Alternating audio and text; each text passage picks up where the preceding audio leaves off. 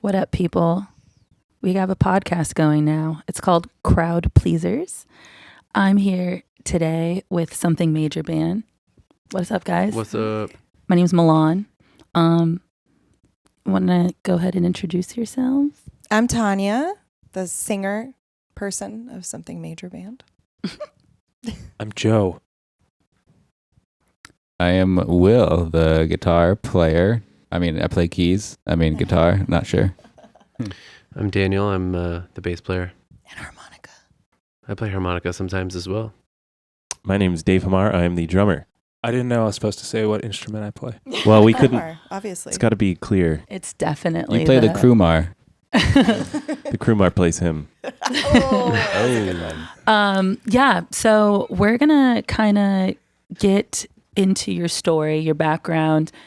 I heard that this year you guys had a switch up with a new rebrand, a new era for you guys. Tell me a little bit about yourself and how that came about. Yeah, so most of us met roughly like 12-ish years ago at Busch Gardens. I knew Joe longer by a couple years. We had played music in another band together. And then Will, I think, knew the guys from the gig circuit. Will was the only one of us that didn't work at Busch Gardens. And we had been doing some wedding gigs for this company called Baking's Band. And shout out Baking. Shout out Baking's Band. We still do work for them. And it's just one of those things where we kept getting put on gigs together. And every time that we would be together, I think we noticed that there was something special there. So it honestly was very organic how we came together and formed. So that was cool. And eventually after I felt like it was a year or two of brainstorming names for this entity. It was like originally Tanya Enriquez Project just because that was the name. The lead. Like it's usually in this industry, whatever the lead singer is and something funny. And I always hated that because growing up, my parents really wanted me to be like an artist. And I have never been interested in being a solo artist. Never, ever. That's just, it's always been about who I play with, not me singing. You're a rare breed. Well, thank you. I can't say that word. Rare. breed. I'm also like a crazy extrovert and I don't like to be alone ever. Literally never. And my husband. This is true. I never like to be alone, even if it's alone together. Like I don't like to be alone. So I think that all of that contributed to helping that. So I was like, Tanya Enriquez Project doesn't feel right. I don't want to be the focus of this. I want it to be like a thing that we all have equal ownership over. So Dave actually came in one day and he was like, I saw these words together on like a music page, like Modern Measure. And I thought it was a cool idea. And I was like, oh, that's awesome. We all kind of loved it. And so Modern Measure it was. We were Modern Measure for, I don't know, like 4 or 5 years, right? And then I got an email last year in the summer, I want to say. I think it was August, from this guy who said, hey, you're infringing on my trademark. I own everything that there is to do with Modern Measure. Wait, so he just hold on. Yeah. Let's get into this. So he's just like because so keep in mind she's saying like they've been Modern Measure for 4 or 5 years, but like where you guys play mostly in like the Tampa, Sarasota, St. Pete area. It's not like, oh, we've been Modern Measure for 4 or 5 years playing every other month or something like that. Like they're hitting the pavement every single weekend, sometimes during the week. Like they're full-time musicians that have been playing under this name for 4 or 5 years, multiple days out of the week for multiple years. So yeah, it was a big deal. It's not like he couldn't see that there's already traction and a lot of views and a lot of money that you guys have made under this name already. Well, that was the problem. So the problem was last year we invested in SEO. We got a company to do our website so that when you searched for bilingual wedding band, we would actually come up. And in investing that money, he started to search for his own band Modern Measure because he's trying to put out an album, which I'm sure has been released in December.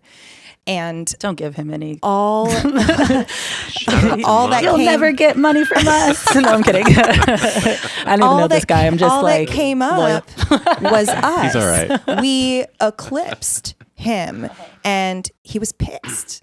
And he was like, I asked him, I was like, can we buy you out of it?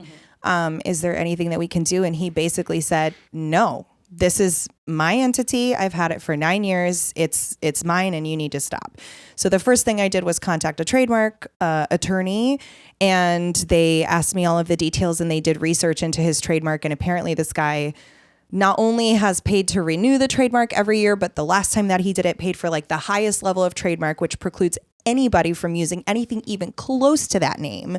And like being a musician, you learn this stuff through trial and error. Like, it's not like, okay, you form a company, you're making money, you're booking gigs, and then all of a sudden, like, you automatically know what to do in these situations.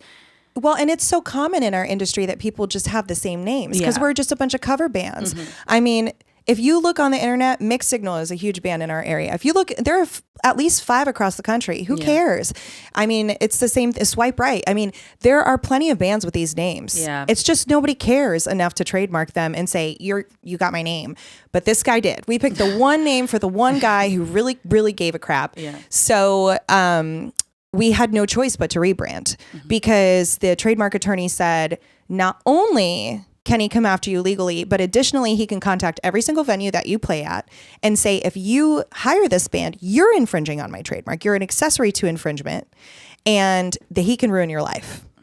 And so the guy basically, he contacted me. It was, I think it was early August, I want to say, maybe at the best case, late July. And he said, by the way, I want everything changed immediately. I was like, and just chill. Give me a moment. Yeah. So basically, I just told him the truth. I said, look, it took us a really long time to settle on a name. It's not one person here. We're not an electronic duo like you are. It's not 2 people. We're 5 people. Please give us some time. But I promise that we're going to do this as quickly as we can. And I was pretty communicative and respectful, even though there were times that I definitely just wanted to tell him to F off. But I didn't. Because I knew in the back of my head, like, this guy really ultimately has all the power. Well, he has a lot of leverage at this point. So it's like, you don't want to risk seeing whether or not he's bluffing or not. You know what I mean? Sure. Yeah. And if he spent that much money on a damn trademark, like, all right, fine.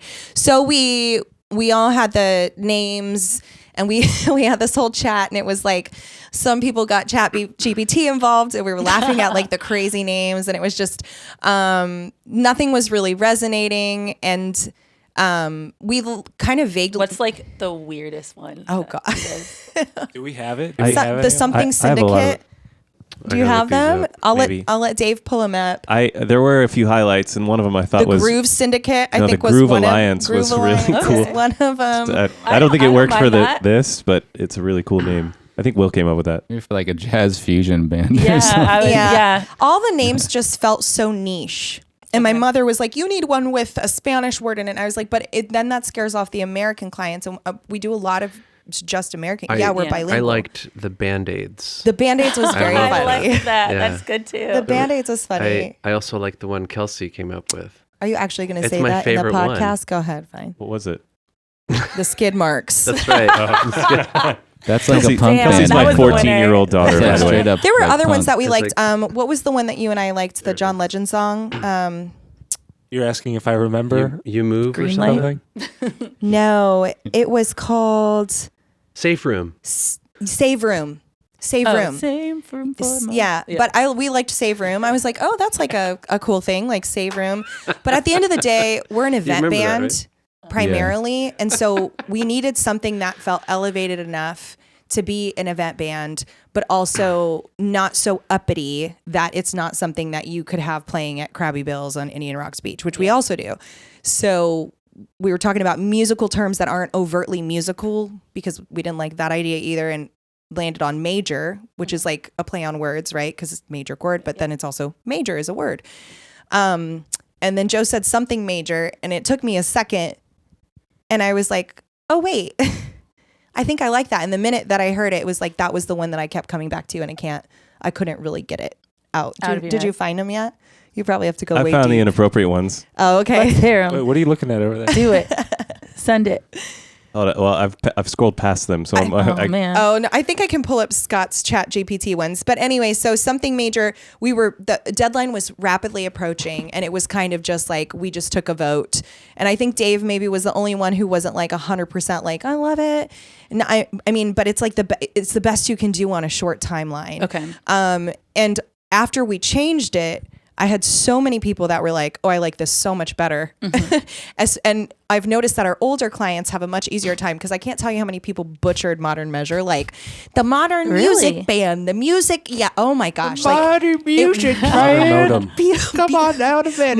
I mean, people could not remember that name to save their lives. Really? People, But we need they have an easier time with something get major. some lion's mane in Yeah. our system. And we applied for the trademark. Nobody else has it trademarked. That was another thing. It was like, there were a lot of great names that 'Cause we you don't thought wanna run of. into this but if there situation was a again. trademark already existing in our same category, there was no way we could trademark it. And I never wanted to be in this situation Yeah, again. we have so some PTSD. yeah, so there was a whole Understandably so. thing. I had a similar thing happen, but it's not as traumatic as y'all's situation. Yeah. Sorry.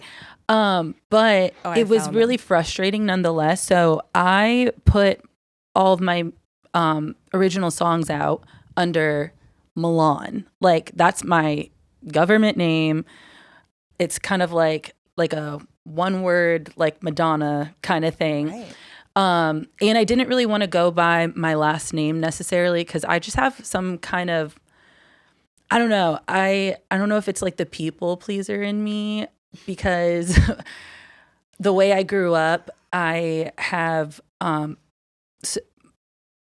was raised by my stepdad, but I still have Your a dad's. good relationship with my father. Right. And so, like, do I use Shamble? Do I use Downing? I kind of like, Oh, yeah. I didn't want to hurt anybody's feelings by, not that I feel like both sides wouldn't care either way, but like, But you cared. I felt it was like cooler and like just a better route to take just to go by Mylon. Yeah. So I released my music. Then a bunch of people were like emailing me and DMing me being like, hey, like, we went to go find your stuff, but it's like this Christian rock guy. I'm like, what? So I go online and it's this guy, Mylon Lafrère. He's like French. I'm kind of picturing him dressing up like you, like, you know. Honestly, he has some sick hair, so I wouldn't be mad at that. Here, I'm going to show you guys like a photo. But he's been around for a while, and he has a bunch of albums out. American Christian music singer, Mylon Lafrère. And he spells it the same way and everything. Mylon. Oh my it's probably like gosh. Mylon, because most people I've met are men from Europe with the name Mylon, like the way that we spell it, but they Yeah. say it Mylon. But he even did something with like Elvis at one point. Oh, yeah, he's in the he's good. Gospel Music Hall of Fame.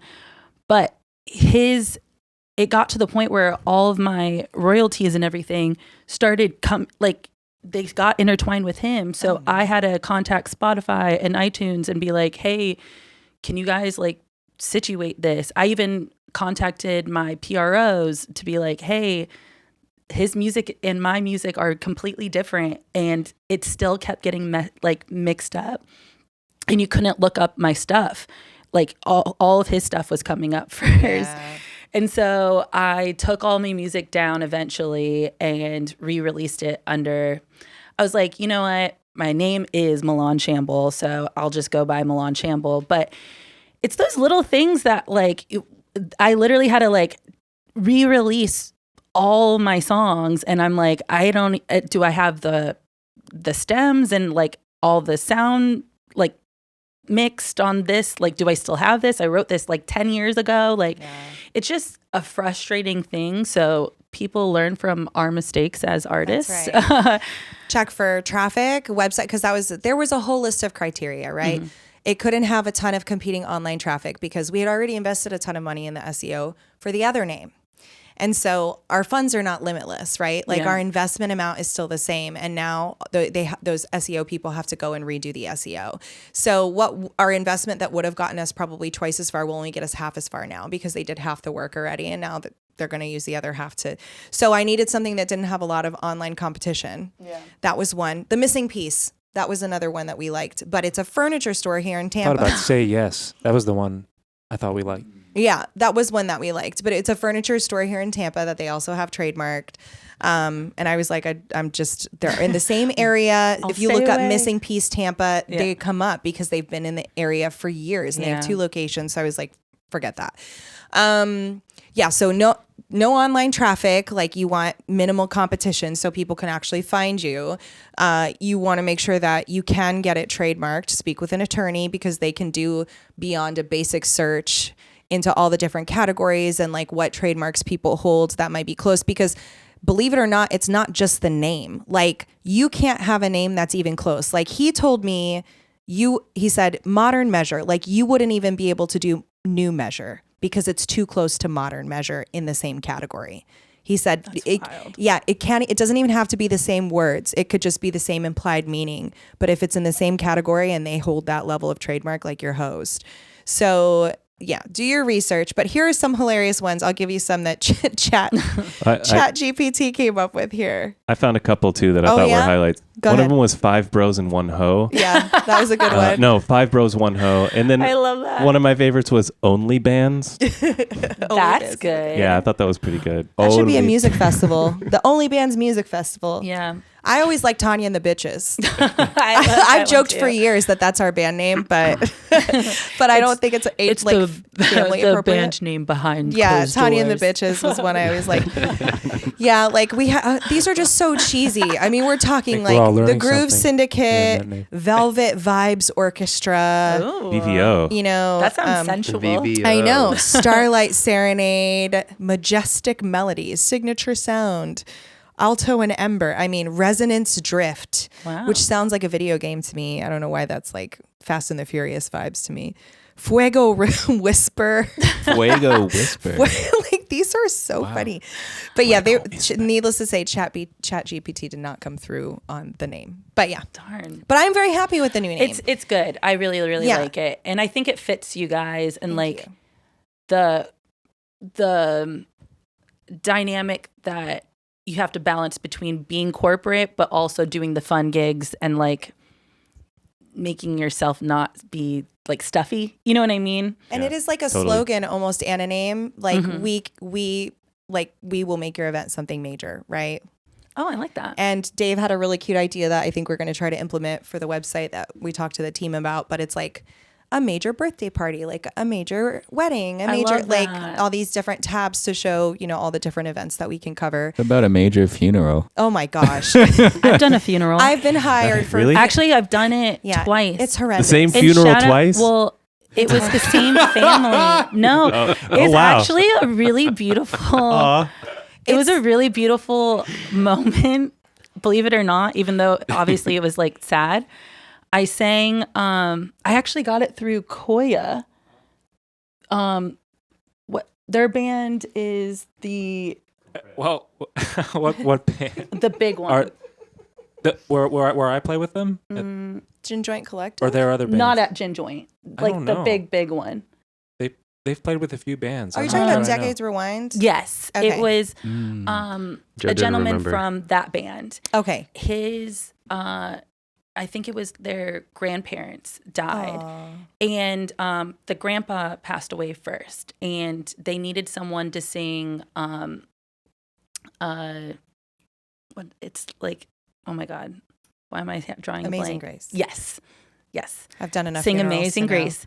Oof. And he was so wonderful. I was like, I didn't know what I was walking into, and it was in Bradenton, so which is where I'm from. And so I walked in and I like was looking around, and he was like there to greet me, and he was like, "Thank you so much. Like, this, like, he's meant a lot to me. He's meant a lot to everyone in this room. You're going to feel like a lot of feels, but like, just sing the song and like, I'll pay you. And I was like, please, like, I feel weird you paying me. And he like insisted. Right. But I sang it and like people started crying. And like, it was kind of weird because I walked in and you know, when you see like a picture of someone or whatever, and the picture, I think they called him Doc.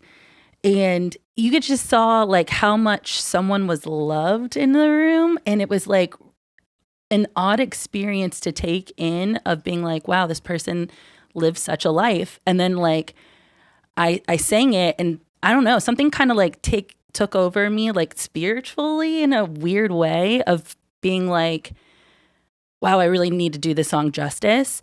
So I sang it, and then his wife was in the audience, and she was like, if anything happens to me, I want you to sing that at my funeral too, which I guess in a way does sound morbid, but like I can't. It was very, really sweet the way that she said that. Yeah, she trusts you. Yeah, that's cool. She was like, I really want like this moment, and then I sang it for hers as well. Oh and my gosh. Yeah, it's a sad story. It really is, but like same thing. Like she had a lot of love in the room as well, but freakishly enough, the whole family was so kind, and they're like, "You killed that," and I was like, God, thank you. Bad and joke. They oh my God. Sorry.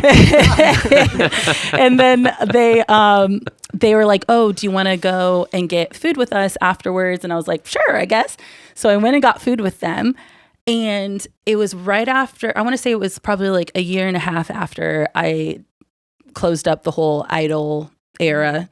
And one of the guys who actually works in like television, he recognized me from the show, and he was like, you worked on Idol, didn't you? And I was like, yeah. And he was like, I think he did like the rigs or something like that for the show.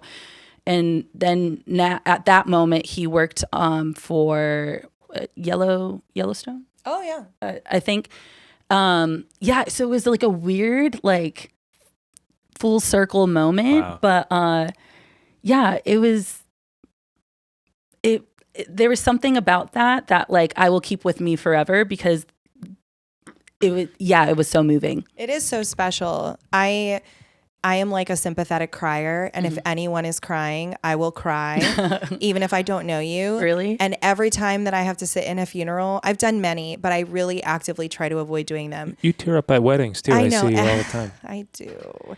Like if like a father-daughter dance, and like one of them starts to cry, I like, all these guys you were all at my wedding. They were all in my wedding, but like I sobbed. My dad literally, I walk out to the dance floor. My dad goes, "Are you happy?" And I was like, "Yes." And I was like, we didn't barely dance. I was just like swayed while I sobbed in his arms, and everybody in the room sobbed because I was sobbing. That's how I am. So at a funeral, when they're like, and I just love my grandma so much, and they're crying, I'm like, get this knot in my throat. Yeah, I can't get that. detach emotionally enough to sing at my best, I think. Okay. And they're always like, you did a great job, but I'm like, I could have done better. Yeah. I was in the feels. So it just takes, I feel like it takes a lot out of you emotionally. And that's why I try to avoid doing them, because okay. Yeah.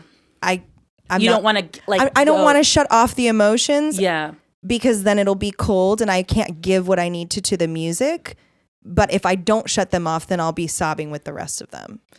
I also sometimes see, I'm opposite than you. I feel like because I've done so many weddings and so many like weird moments, I have like crying fatigue, like where I feel like obviously I'm sad that you're sad, but like the only time that I have been like affected enough to where it like vocally, like I feel like I can't get through a song was I did one of one of my best friend's weddings, sang for her walking down the aisle.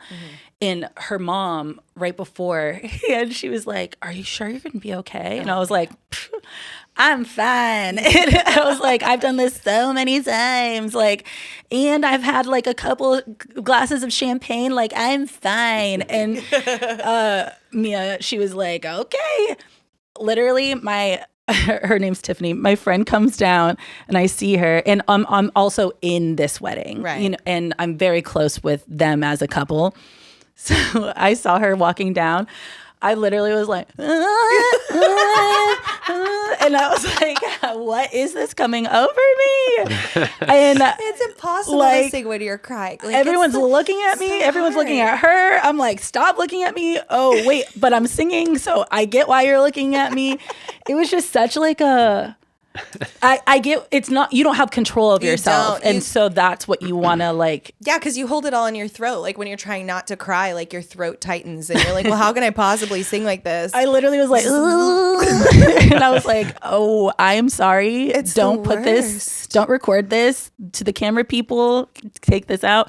But a lot of people were like, "You did so great," and I'm like, People like the Thanks. emotion, but it's like you just want to die on the inside too. You're like, But it was like, "Oh." I genuinely have never been more happy for her in my life, like for that moment. And it was so special to like watch her in such a special moment. So I think it's because I was like, I had a personal relationship to it. But yeah, I don't know. But I do want to ask, speaking of, wait, hold on. I wanted to ask you about how we're talking about like different venues that you guys play in Florida, specifically, in my opinion, after the pandemic, the Tampa, Sarasota, St. Pete area, we were kind of like this secret place, I feel like, where you can make a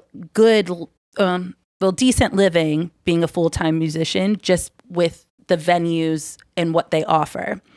Then pandemic happens. I feel like everyone came over here that was a musician, and like when you used to be the Monday and Friday person at this one venue, it's quickly like, "Oh, we'll get you in next month." You know what I mean? And I feel like this area is becoming more and more oversaturated. But at the same time, a lot of venues are closing. Like, why do you guys think that certain venues like monumental venues, like most of the music places around us, are kind of no longer? Why do you guys think that is? Yeah, the Hideaway closed in St. Pete. Yeah. That Which was is like, Super insane. yeah, that is crazy. It was such a staple, and like and where you would see people that do actual corporate stuff become artists as well. And so like you had the room to have that a venue like that to exercise both yeah. parts of yourself. Yeah, it catered to artists Mhm. a lot of the time, not just cover music. It was mostly artists, right? Yeah, I think it was mostly original stuff. I think, to your question about why do you think Mhm. this happened during the pandemic, I think people just stopped going out as much, and Okay. I can't say this definitively, but I'm not sure. Like, there's so much attention for young people's brains in regards to different kinds of media, like TikTok, video games, so much stuff. I'm not sure people go out to hear original music as much, that like of a younger generation. Yeah. That could be part of it. I'm not really sure if that was necessarily their clientele. Like, I feel like I would always see 30s, 40s, 50s, and 60s there. So it could have just been, the pandemic, I agree. I feel like even thinking about certain gigs of mine right now, it's people that are in their 30s to 60s that Yeah. are mostly the people that like, "What's your schedule like? When are you going to be here next?" Or DMing me, or Yeah. like they seek out certain artists. That's what I've noticed too. That's interesting though, because you would think that, I don't know, when I was younger, half of why I'm the musician or like the singer or the artist that I am is because I was so like honestly disgustingly obsessed with music. Like I remember hiding my earbuds and like, I would wear a hoodie to high school like almost every day just so I can like have an earbud in and like hide kid? it. Huh? Were you a goth kid secretly? No, I wasn't like, What were you listening to? I don't know what I was. I was That's a kind good of, question. What were you listening to? some of my favorite artists were, Modern Measure. yeah. How did you know? Not that Modern Measure. Formerly Modern Measure. I don't No, want to the be real deal. such a fangirl, The but like electronic definitely. duo. I was really big into everything Lauryn Hill, like everything Fugees that I can get So into. you're listening to The Miseducation of Lauryn Hill. Isn't that the name of that album? Yeah, That one. in school. Isn't that? That's funny. That like old school Fugees, like their first record, and like I like to start with like a Lauryn Hill with Miseducation, and I like to like go back to see like where they began and like how they sounded when they began. And when you hear like vocab and stuff like that from the Fugees, and you just hear like the way that they thought to rap back then. And I think for Lauryn Hill, my biggest question for her would be like, how did she get the confidence to get the cadence around like a time period with rappers that were mostly men and like with distinct voices? Like she had to copy someone, and I want to know who she copied in order to get that kind of like confidence and like swag to be able to say half the shit that she said. You know what I mean? Yeah. So Lauryn Hill, definitely. I was really big into, I was a huge Kanye fan.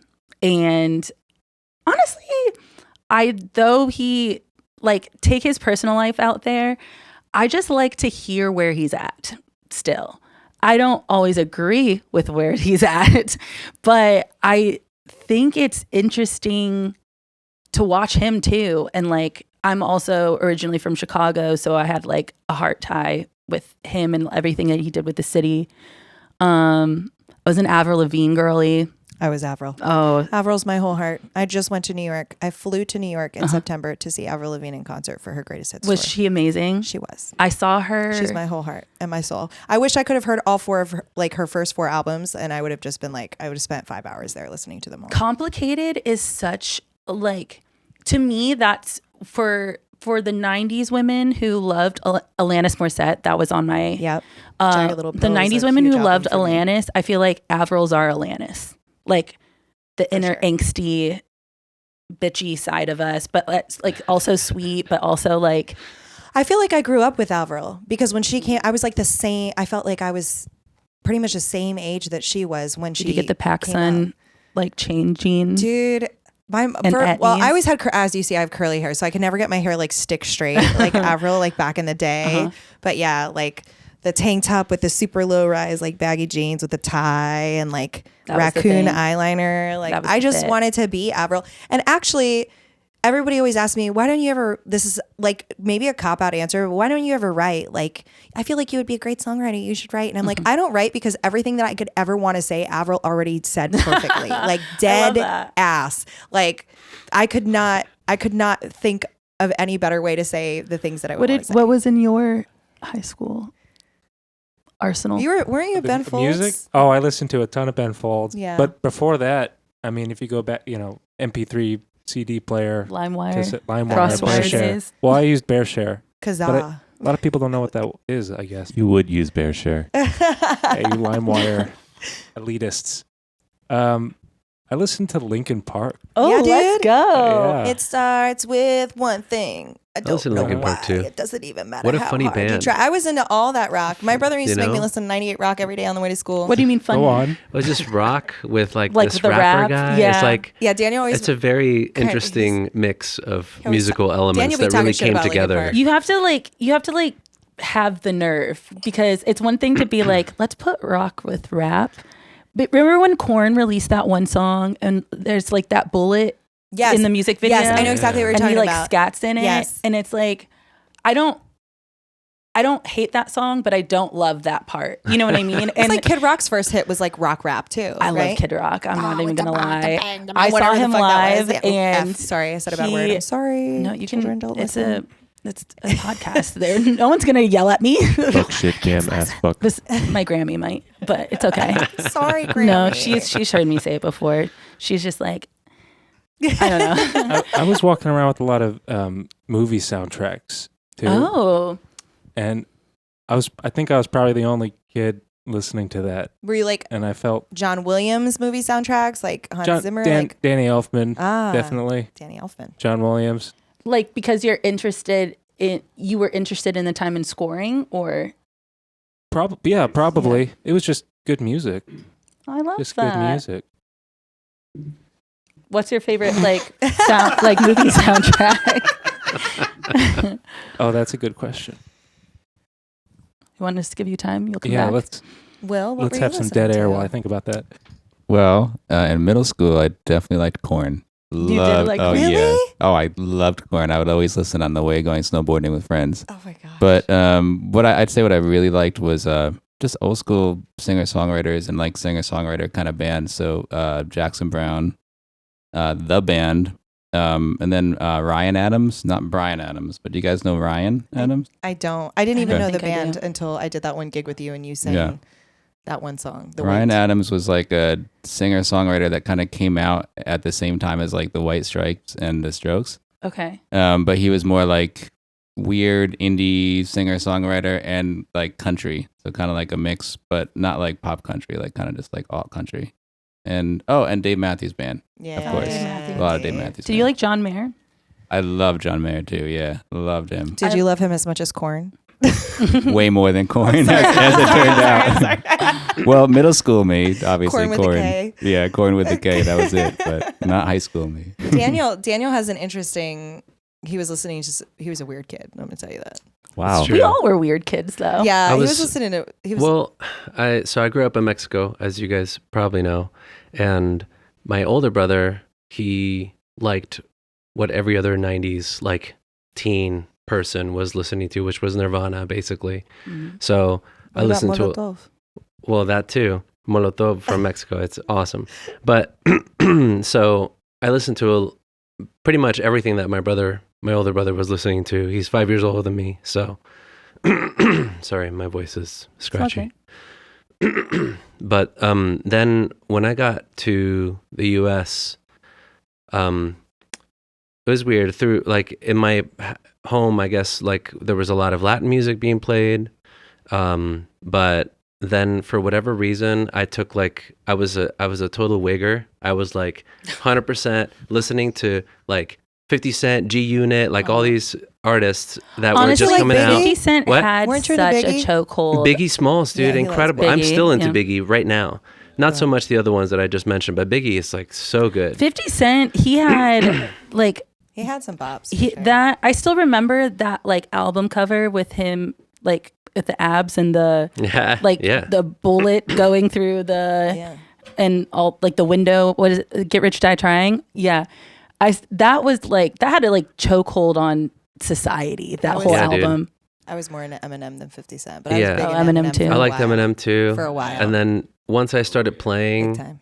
it literally all shifted to like crazy, weird, like instrumental stuff. Like the Macarena. Yeah. Like La Cucaracha, actually. That's right. No, I was listening to like, you know, like bass player specific people like Jaco Pastorius and like all the artists that he worked with, like Joni Mitchell and Why don't you tell them what you did for your school talent show?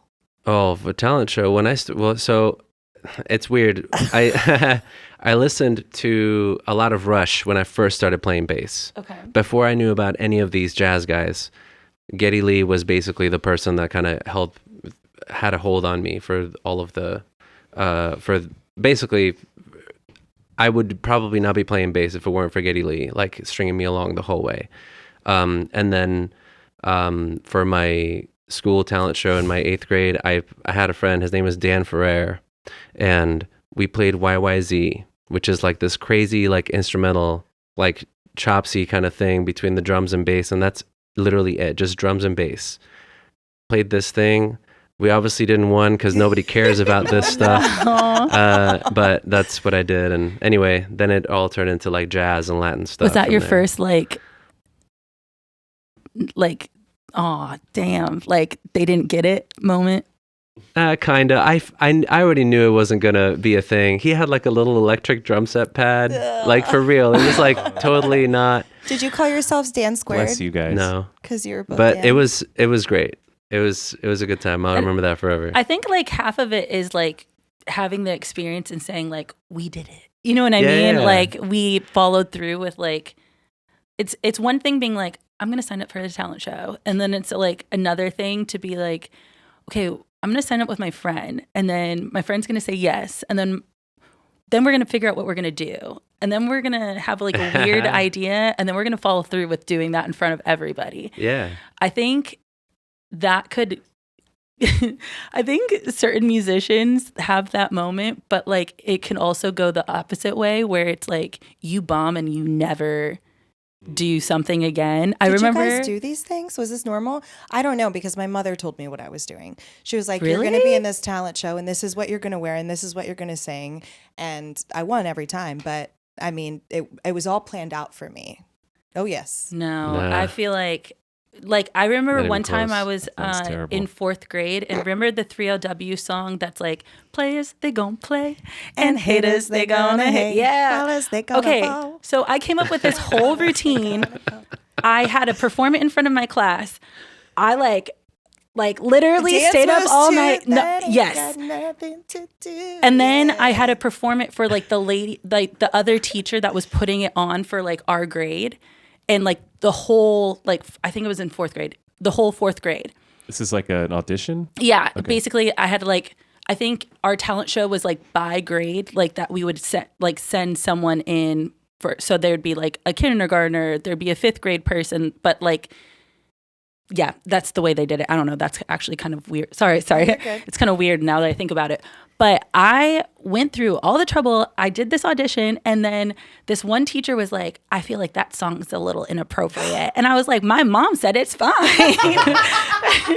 And that's what matters here. My mama said. And also, I auditioned with my class, and my teacher said it's fine as well. And she was like, no, you're going to have to change it. So I had to change it to Survivor, which was also a good song, but it wasn't. I had to redo my whole routine. But like, I don't know. I feel like she took the wind out of my sails a little bit. Oh, she was because the I had Tanya. a, She like was the I had an dream crusher. idea. You know what I mean? She yanked you down to reality. Have you guys ever had a moment where you like bombed so hard that it like still follows you? No. Every weekend. Oh no, you don't. I mean, in a way, but not really. Obviously, long time ago, it would sit with you for a while. But you do this for 10, 15 plus years, and you make mistakes all the time. And you kind of, maybe on the drive home, you're kind of thinking about it. And then you go to Yeah. bed, and it's fine. Good point. Yeah. Yeah. I have always been the type that excels under pressure. I actually depend on it. I think that's my cop out for not practicing. Really? There's so much that I cannot accomplish in a practice, but I can accomplish on a stage in front of people, because that's 100%. I can do things in a live performance that I could never, ever, ever do in a practice, because I think The my body energy? literally feeds off of the adrenaline, and I use it, and I need it. I rely upon it, which maybe isn't a good thing, but that's just the way that I've always been. And actually, I did want to enter a talent show. The first talent show I ever did, I told my mom, I want to sing in the school talent show. I was 7. And she said, why? And I said, because I want to. And my mom had terrible stage fright. But then after that, she said, well, you're going to sing this song, and I'm going to make your brother do it with you Aw. because I don't want you to have to do it alone.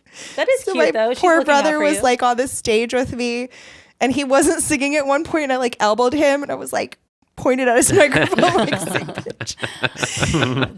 But that was the only talent show that I voluntarily did. It was that one.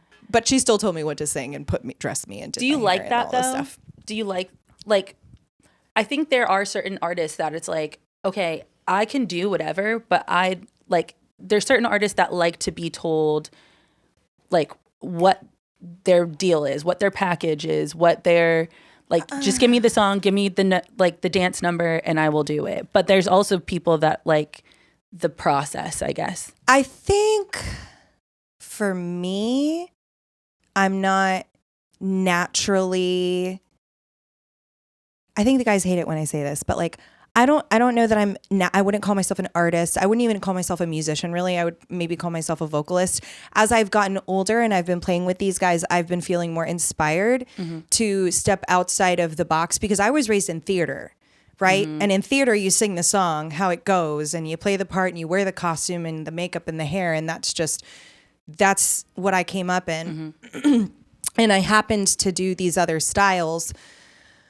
And then as I got older, it was like I didn't know where I belonged in the world, because I knew that I didn't want the pressure of having to audition for a lifetime, right? That I didn't want that life. And that is the life of a theater performer. It is. Right? And everybody was always like, you're a great singer, which implied that I wasn't a great actress. And I don't think that I was when I was younger. Meanwhile, they were always like, Amanda's my sister, she's an amazing actress. So I always had this thing where people were like pitting us against each other. She's the actress and you're the singer. And so there was some insecurity that had been built in there. So I didn't know where I belonged, like I said. So I studied classically, I studied privately. I studied privately for 20 years. I studied musical theater, and then I studied jazz, and ultimately my parents were like, you're going to college, end of story. Decided to do studio music and jazz vocal because it sounded the least scary. But when I got there, it was like, I don't belong here either. I feel like college. So I went to FAU, and I was part of the commercial music business program, but I already knew I don't know logic or theory when it comes to music, and you have to know it there. And so I think there's a part of music that I like not having the language. I think there can be a benefit to that. I've had this conversation with Daniel and many other musicians before as to at what point do you know too much, right? Correct. Do you know so much that it's inhibiting you, where you say, I can't make that choice because theoretically it doesn't work, or like it's wrong. Like that thing in Six where there's this Broadway show called Six, and they sing this melody line over this chord, and I'm like, what is this, Daniel? He goes, it's wrong. And I'm like, but it's cool. Wrong. And he's like, but it's wrong. It's just wrong. And I'm like, but it's cool. And he knows about theory, but it's like, if you know, then maybe you wouldn't make that choice, right? Like elitist, I feel like, mentality that goes along with being a really great jazz musician, right? Like jazz musicians have done their homework, and they're put in their hours to know that they're right about something being wrong. But what actually makes it wrong?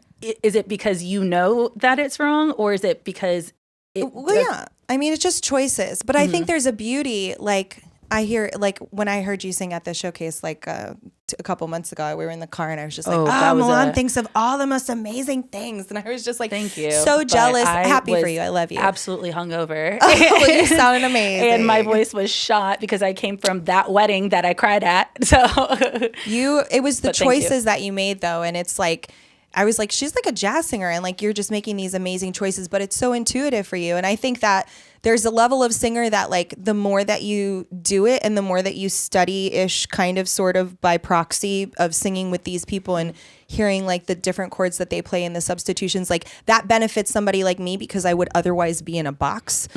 But I think for somebody like you that just has it so naturally, where these choices just occur to you out of your own mind, probably largely because of what you listened to growing up, Lauryn Hill and all these other people. I also listened to, like, I was a weird jazz kid, but not like instrumentalist, like Coltrane or Billie something. Holiday, like Sarah Vaughan, I liked Ella Fitzgerald, like more Sarah Vaughan, more Dinah Washington stuff, more who's the guy? Louis Prima. I love his stuff. I think that listening to him taught me like spontaneity. Yeah, if that makes sense. And like how you need to engage crowds. I don't always use that, but I think you're really, really good with knowing theory, but knowing when to like turn that part of your brain off at times. That's a really nice compliment. It might just also be off on accident. It's not, Facts. But I also think like, I think there's a certain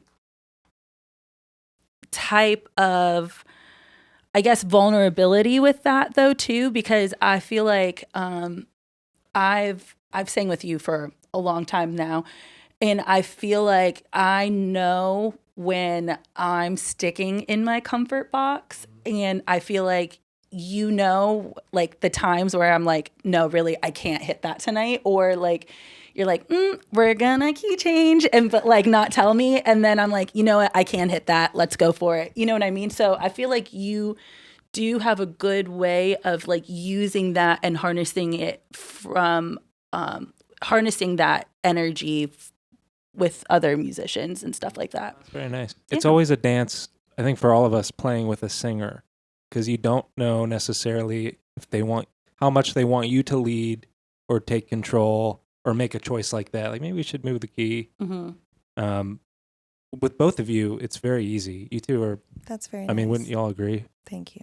Some of the easiest singers to accompany. I think also you don't give yourself enough credit a lot, because I've seen, so cut to, we all did the Florida State Fair together, but we didn't know that, well, after this story, we're going to be cutting out, but we all did the Florida State Fair together, and we all were with each other day and night for about a week. Summer camp, baby. And watching you sing and like the notes that you hit and like the song choices and stuff like that. And you do a really good job of like being creative with your, like you absolutely, out of, I want to say, most the women that are coming to my brain, Kayla Ember is really, really great at it as well, of using your voice like an instrument and not just being a singer, if that makes sense. Like there's a singer that can sing anything, and you're like, oh yeah, she like sang Whitney, oh she sang this, but like you have your own sound. I just don't think you recognize all the time that you have your own sound. Well, thank you, I appreciate that. Yeah, That's true. I agree with this. They're my biggest supporters, and I constantly feel like the weakest link all the time. And I think that's a good thing though, because the truth is that I've become exponentially, I'm going to get emotional. Damn it. I have grown more in the 6 or 7 years that we have played together than I did in any of the 15 years of singing before that. And that's the truth. Well, I think that they're all going to hear that when we sing our songs that we're about to sing. Yes. And here we go. 1, 2, here.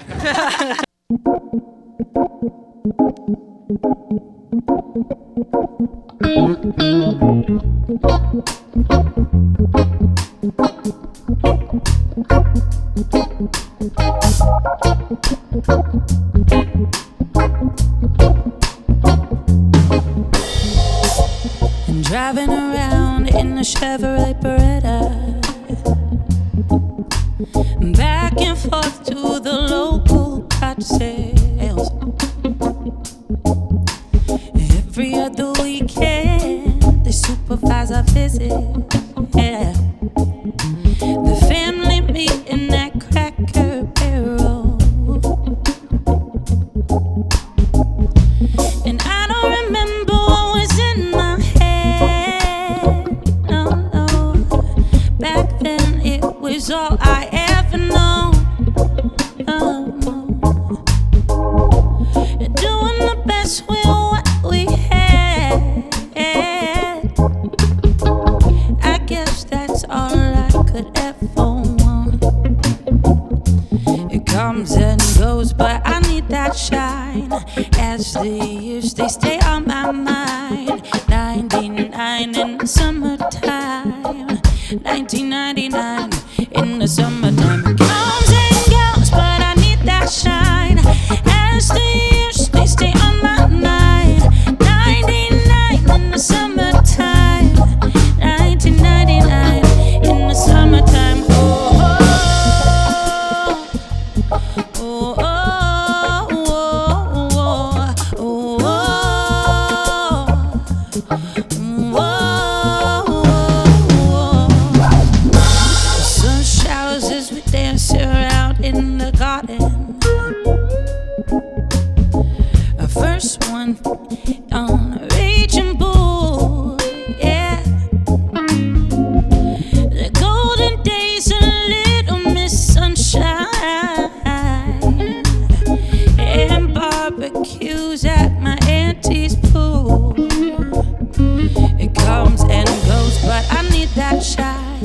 As the years they stay on my mind.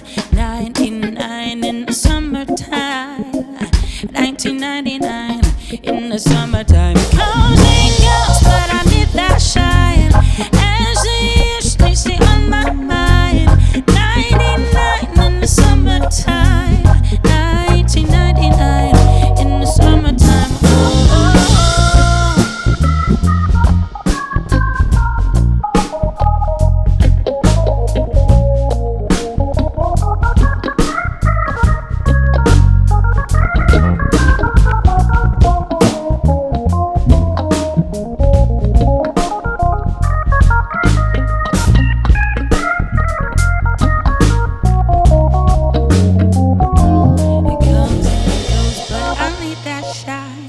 As the years they stay on my mind. 99 in the summertime. 1999 in the summertime. Comes and goes, but I need that shine. As the years they stay on my mind. 99 in the summertime. 1999 in the summertime.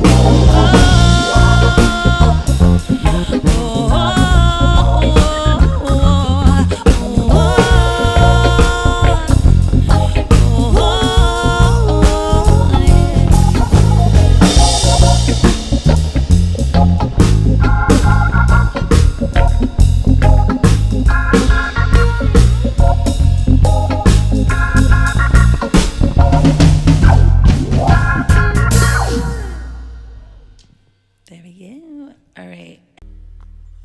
Sorry about that harmony. It's your own harmony. I was in my head. I was like, damn, that was so good. And then I was like, oh shit, you have to sing. All right, this is Crowd Pleasers. You can check out Something Major Band, their schedule. We'll put it all on the socials. You can also check out my stuff. And thank you guys for showing up today. Thank you for having us. This was fun. All right, bye guys.